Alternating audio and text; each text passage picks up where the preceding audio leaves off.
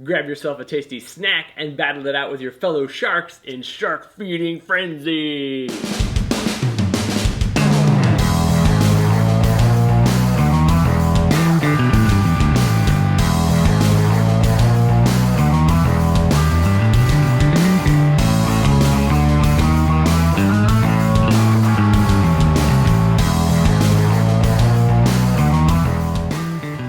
Hey guys, and thanks for hanging out with us here at Tantrum House Studio 3. I'm Will Meadows. And I'm Sara Meadows, and today we're previewing the game Sharks Feeding Frenzy. This is from Ghost Cat Games and from designer Rocky Davies. It's for 2 to 6 players. It's a tile placement and movement game. It takes about 45 minutes to play. Let's take a look at how it's played.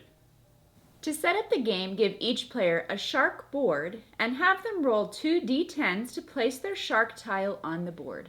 So for example, a roll of 40 and 2 would place your shark's head on the 42 spot. Draw 5 tiles to fill the crate, and then you're ready to begin. On their turn, players will make sure the crates are filled.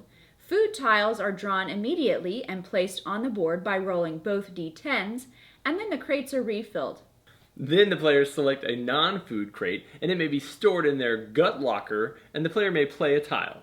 Tiles include actions like Shark Typhoons, which will relocate all the sharks on the board, Islands, which block movement, and Choppy McChopface, which allows you to relocate food tiles on the board. Some tiles, like the fishing boat, won't allow sharks to go near them, but has its own movement when a player rolls an odd number. Next, the player will roll the d4 and move their shark.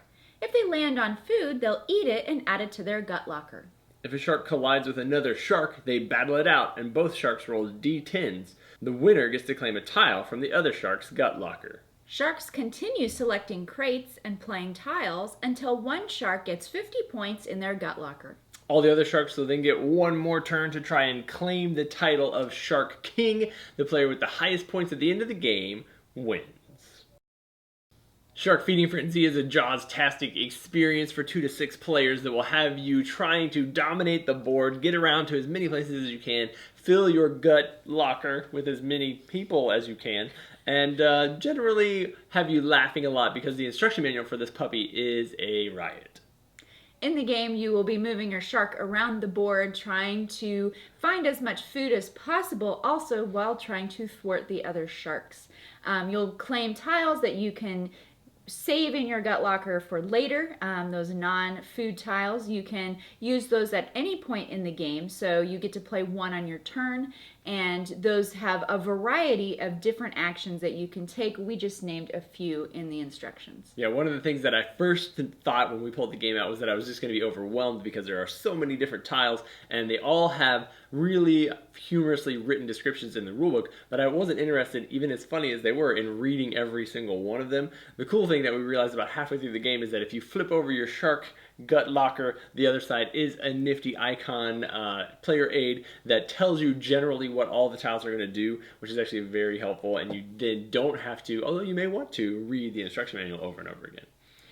In the game, there are some bonus tiles that you can play with that have power-ups, and those are an optional addition. And then I believe the Kickstarter version will also have some extra tiles to add to the game. The game is a lot of fun. Keep in mind that it is a very luck-based game because what happens as those those snacks, those swimmers come out on the board is that you're then just rolling your die to try to race and get to them first. Sometimes the food lands right on your face and it's great and it adds to your pile. Sometimes you just can't ever get to the ones that you want to get to, so your play time is going to vary a lot, but your play variability is going to be pretty high in this one because there are so many tiles. Some of them do some really cool things like push all your sharks away. You've got several tiles that move when you're rolling the die if you roll an odd or an even number. A lot of different stuff going on, which is kind of nice because the game has some really fun table presence, very bright and blue and crazy fun, and just a million tiles all over the place. Yeah, you can simplify the game down to play with kids if you'd like. Instead of trying to get that 50 points, you can make it a lower number and say just play to 25, or you can simply just play once somebody has 3 food tiles, they win. If it sounds like something you'd be interested in, definitely check out Sharks Feeding Frenzy on Kickstarter right now. And then, thanks so much for subscribing to Tantrum House and following along.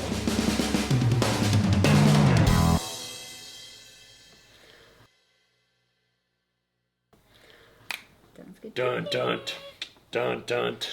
Dun dun. Placement and movement game. It takes about a while to play.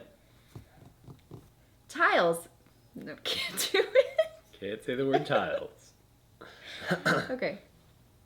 Because I was laughing at Choppy McChop face.